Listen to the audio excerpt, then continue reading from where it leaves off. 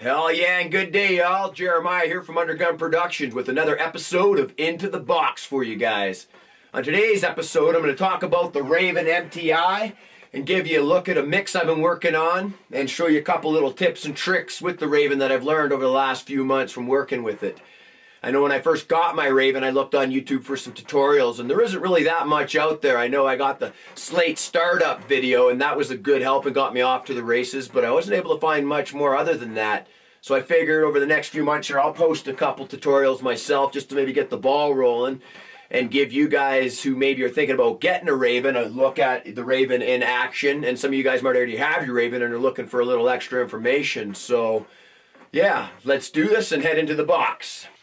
Alright, so what I have pulled up here is a song. I've already been working on the mix, and I have everything really dialed in pretty much in the sweet spot where I want it. So what I'm doing now is just some fine tweaks, fading in and out of parts, little bit of swells on some parts I want to accent, and just bringing the life to the mix now. And this is the most fun part, and this is where the Raven really comes in handy.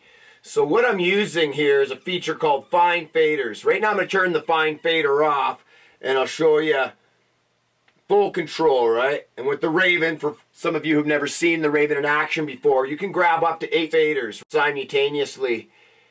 And instant, zero latency, the mix is at your fingertips.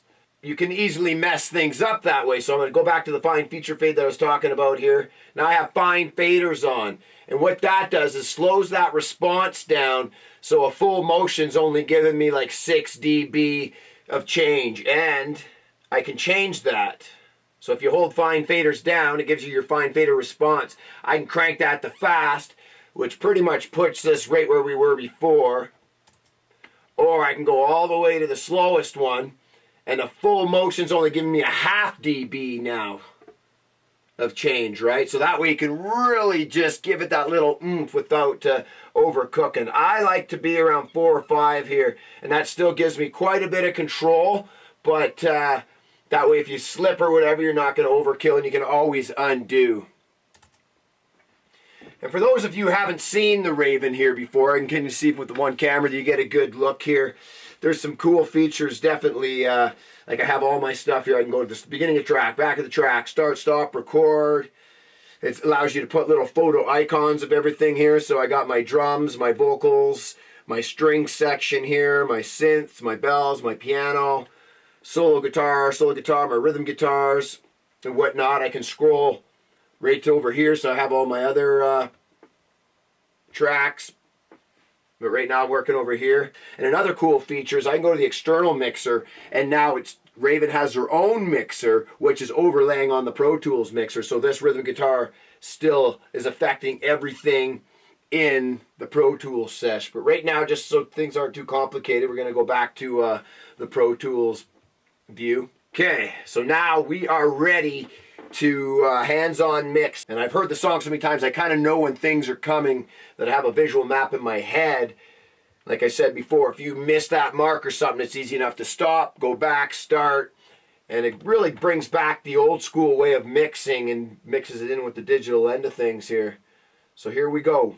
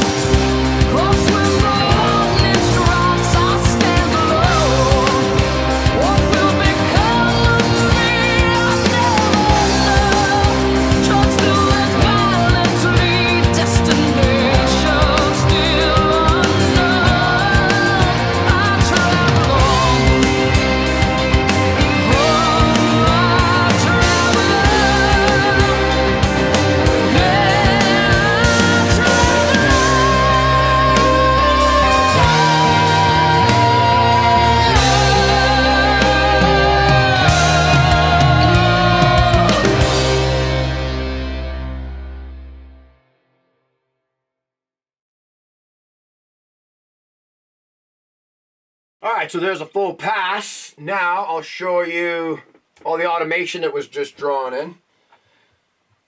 So I'm going to go back to read, show the volume, zoom in a bit here. And again, you can kind of see how it's just kind of throwing little ups on the ends of each thing and slowly bringing that solo up to climax at the end there. That was the first solo. Here's the second solo.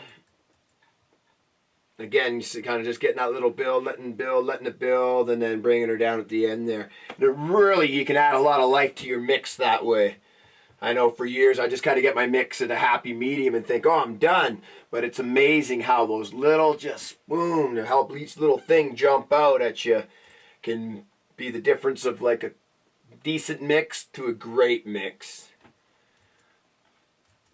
And even if you don't have the Raven, you can go in and use, like I really love my rollerball mouse for even drawing those little automations. Like I can throw latch on, pull up my thing here and do exactly the same thing this way, right? And draw it in that way. But it is nice having, with the Raven, having that hands-on. You can get right in there, eh? And dig in. So anyways, there's a few tips and tricks for you guys. Take those skills. And like I said, I'll be back with some more Raven stuff in the next few weeks here for you to let you see what this Raven can really do. She can fly your mix. Slate makes some great shit. Alright, till next time. Cheers.